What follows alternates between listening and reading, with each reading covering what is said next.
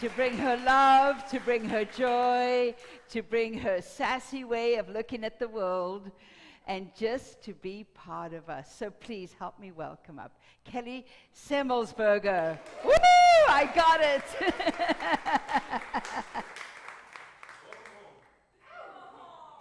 is why I love you guys so much. For every reason, every reason. So you guys ready to get sassy? Yes. Okay, fabulous. All right, I'm going to tell you some stories and stuff. So, your song is perfect for this. It's an underlying theme of what I'm about to talk about. So, here we go. First of all, when she asked me to speak today, I was like, yes. And I always say yes when I don't know what I'm going to do. It's a thing. It's an improviser thing. And then I'm like, oh, I'll figure it out. And I actually sat down with some beautiful things that she gave me, and I was like, I'm going to take this beautiful time, I'm going to pray, and then I'm going to write, and nothing came, and nothing came. And then I was like, all right, Spirit's going to give me something, and it's going to nail it. And this last week or so, there's a lot. So here we go. And I'm going to start it with, and I'm so blessed with all the blessings, all the lessons that I got over the last week or so. So I'm going to start with telling you a little truth from my past, which was, and be ready for it because it's very important. I was voted in high school, you know how they do the senior superlatives or whatever? Enjoys life the most. That's right, hold your applause. In Fort Mill, South Carolina, however, that doesn't mean I really enjoyed life the most. That was their nice way of saying parties way too much, or most likely to be in rehab. But they didn't want to say that. It was a very fair assessment. I'm going to be honest. My classmates knew me.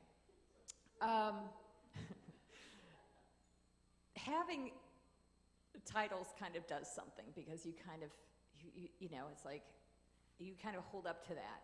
And I'm not going to blame the next 20 or so years of my life on that title, but I will say that that kind of behavior did not cease for me. It was something that I had learned. It's how I learned to cope. I didn't have a lot of skills. And what I used was what I saw my family using, which is alcohol. So I partied a good bit.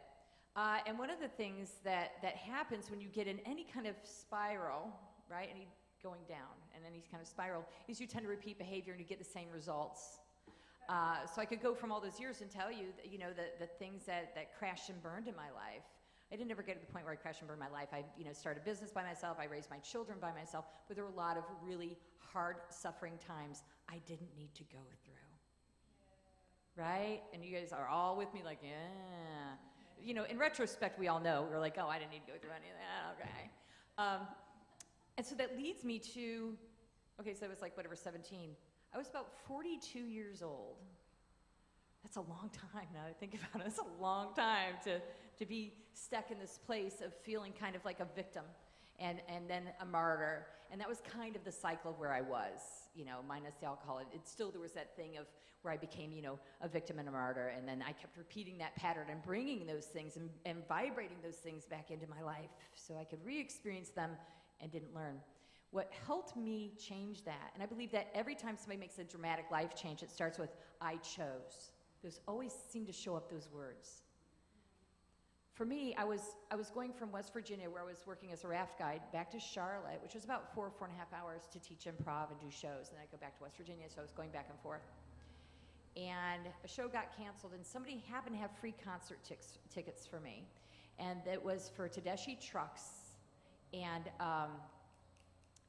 why can't I think of the name? She Talks to Angels, Black Crows, okay? So I get these free tickets, I'm at the concert, it's raining, just like pouring down, and I'm wearing one of those $3 plastic bags with a hood, you know what I'm talking about? So you're staying kind of dry, but it's sticking to you, and you're just sweating profusely, you're in a Ziploc bag, watching a concert. And there was a point where I had my hands up, and I'm singing in the rain. She Talks to Angels, right? I'm singing the song, and because I do. And that moment, I was like, I was very cognizant that I was experiencing something different, and that was joy. And that hit me so hard, I'm getting chills telling you about it.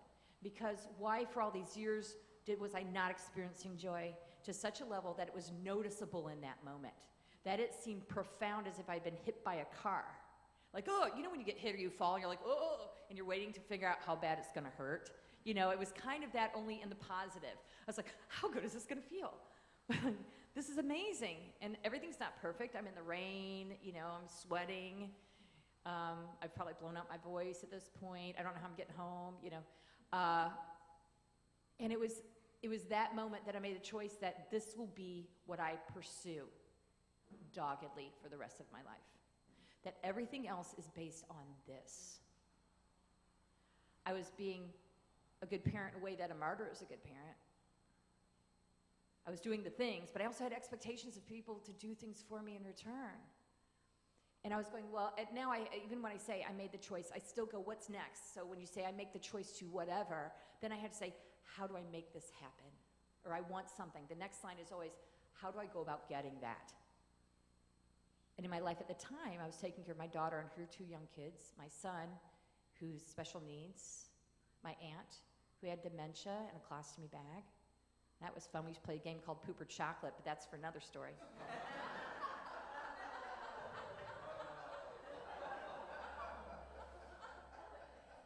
We used to call her Madame Fudge Mittens, and so you can see where that went. So, little poop joke. So I was taking care of her. She was a beloved light in my life. And my nephew, who has a bipolar disorder, and a boyfriend who just wasn't helping. So, like, he just wasn't in there. And then when I thought, it was like, oh, I'm crying so much, and I'm angry, and I'm not living my life. I'm living to be the martyr for everybody else. So I really had to take a look at myself at that moment, like, why is joy so unusual for me at this point in my life? But then when I made the choice to grab it, then I took the next few months to go, okay, what can I change? The beautiful thing about choosing a joyful life, or whatever term you want to use, whatever you want to claim for you, is it helps other people in your life. The way I was being by helping was not helpful. It had a requirement that I didn't realize. I had a subtle requirement in that giving. But when I became joyful, I put my aunt in the right place where she got the right care, not my exhausted care.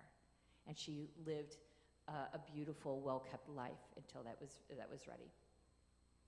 My daughter and her children got self-sufficient.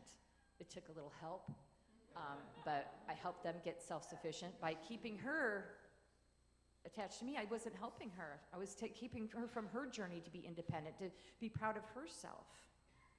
I found my nephew the right help for him so that he could go out and live his life, because he finally got to the VA and got medicated. But I really took action steps for each and other person in my life so they could live joyful lives too, because I had declared it for mine, and it seemed very selfish when I came back and I'm all like mascara down to here. It's like, I went to a concert and I choose joy.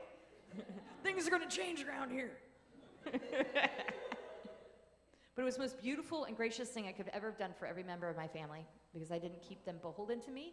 I released them and made them free to choose their own choices, and I helped them along the way by showing that this is what's important in each person. This was in my 40s, and I was like, these are my 40s.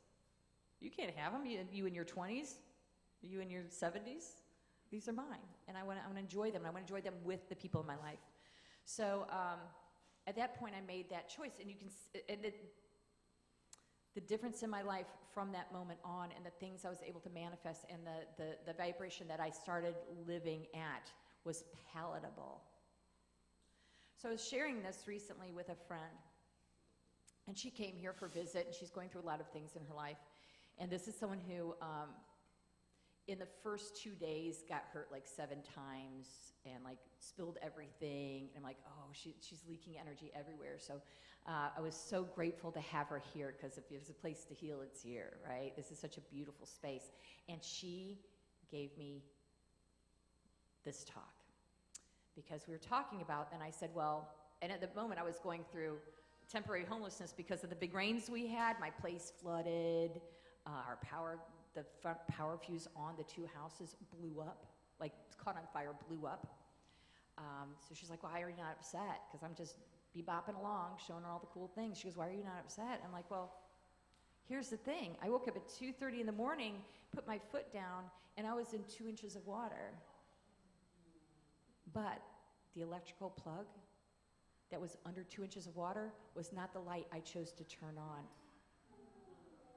That's a miracle. because I always turn that light on when I get up. The power box that blew up, it was going to happen. I saw that thing. It was a mess. But it happened to be during the torrential rain. It could have happened at any time. If it weren't during that torrential rain, it would have probably caused both of those houses to set on fire. It was the middle of the night, and there was a family in the house in front of me and mine. What a miracle. I remember even like, because it came in from the side, so I remember there's 4 to 6 feet of water coming in. I also was like, well, thank goodness, one, it's not my house. That's another blessing, a miracle. And I had concrete floors. There's a point where I looked up and I grabbed towels. I'm like, ooh, not this one. That's a good towel. I was like, it ended up getting used. Thank God I overthrift. Thank goodness. I had so many towels for one person. It's ridiculous. It was absurd. I was like, woohoo, it coming in handy. I have a throw pillow obsession. Pillows got used, everything. And I was telling her this. And then when I talked to her about something else in her life, I said, well, if you choose to, again, here's that word choice. If you choose to, you could see this thing in your life as this way. And she goes, well, I could. However, at one point, does it become delusional? And I got so excited. Because I was like, there's my talk, first of all. Second of all, I realized, I was like, everything's delusional. Like, what do you mean? When does it become delusional? It's all delusional. All of it, right? Thank you. Because when she said that, I got chills. I'm like, this is what it's about. That's why I said, I'm going to call this my delusional tour. Any talks that I give from now on, there's just a different aspect of the delusional tour. I said, well, you're telling me about your life in a way that is also not made up. I mean, it's also made up. The events are true. The events at my place flooded. The power was out for a week. That's all true.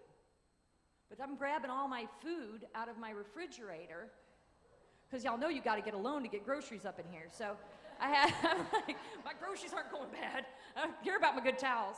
You know, and I'm driving like, well, maybe I'll go to this person's house. And then I remembered, from the same house I'm living in, I met this couple who I was helping them take care of the house until they come move into it. And I texted them, they said, please go to our house, stay there for a week. Put all your groceries up. What a blessing, what a gift, right? If I didn't live in this house where this stuff happened, I would have met that couple. And see, it all lines up, right? It's seeing it and acknowledging it as being part of the whole, as Spirit always looking after me, is that there is always something in it. And if I am delusional, it is working, because I'm happy, because I have joy in my life, and that's because I choose to see the miracles. I can see the ugly. We all can. It's shoved in our face every day on the media and everywhere. It is just everywhere. But there is also miracles and beauty everywhere. Our past selves have set us up for such greatness. You hear me? Our past selves have put us here. And every good moment, including when I'm grabbing towels, when I criticize myself for thrifting too much, I was like, yeah, my past thrifting selves hooked me up. I'm doing great, and I'd love to look at those miracles, because sometimes we look back at our past self and we judge ourselves too harshly, or our current self, and I could judge that scared girl that, you know, used to drink because she didn't know what else to do with her fear and her pain, until she got a lot of counseling and met a lot of amazing people and had a lot of miracles happen to her. There's no way I should have made it through a lot of the things I did. But when you look at that and you go, one, I had divine help, and when I say my prayers, sometimes I say, for all the help I've received, known and unknown. Because I have no idea how I'm standing here. No idea. And I am so grateful, and I'm grateful every day for that. And I have a baseline too. So when things get really bad, here's my baseline. My children are happy, healthy, and safe. Because without that, I got nothing. Yeah? The people you love. Hey. As you guys are feeling that. Without that, I have nothing. If the people I love are good, I am good. I am winning from the moment I wake up, that I woke up, first of all. That's a good one. And then I always hope that they wake up before me. If there's a day I don't wake up, as long as they're still up, that's cool, right? It's like, my baseline is I'm happy, healthy, and safe. So I'm shoving towels under the door. I'm like, I'm happy, healthy, and safe. My children are happy, healthy, and safe. That's all good. I didn't even realize the power had blown up, and I didn't realize that my plug was underneath water when I'm doing that.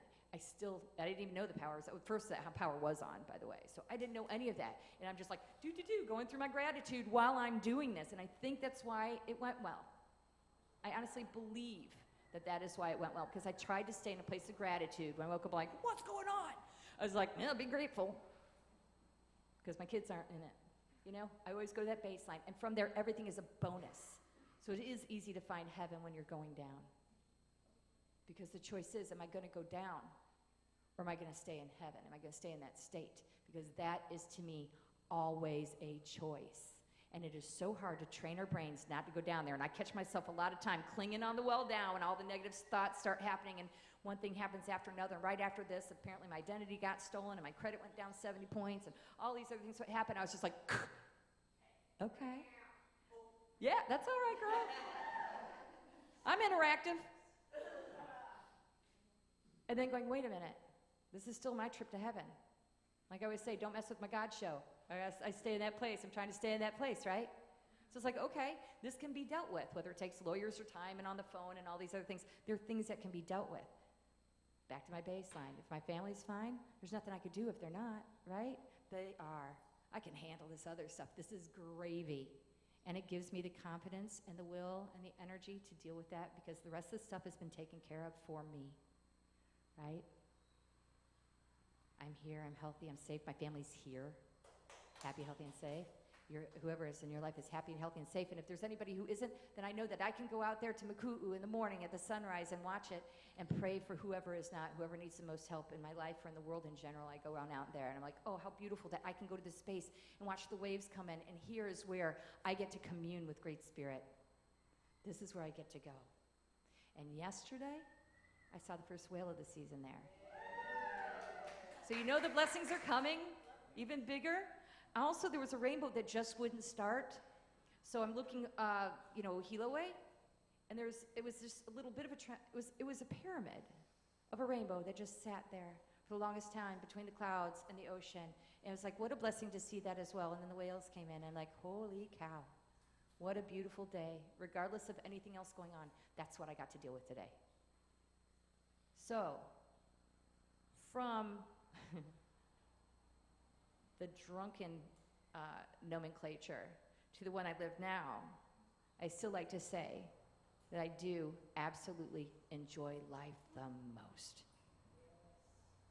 And that is my talk. And I hope that you choose to enjoy life the most. Okay. Thank you. Are we good on time? Fabulous. Thank you so much, and thank you for having me in this community. I have been looking for this community my entire life. So thank you so much.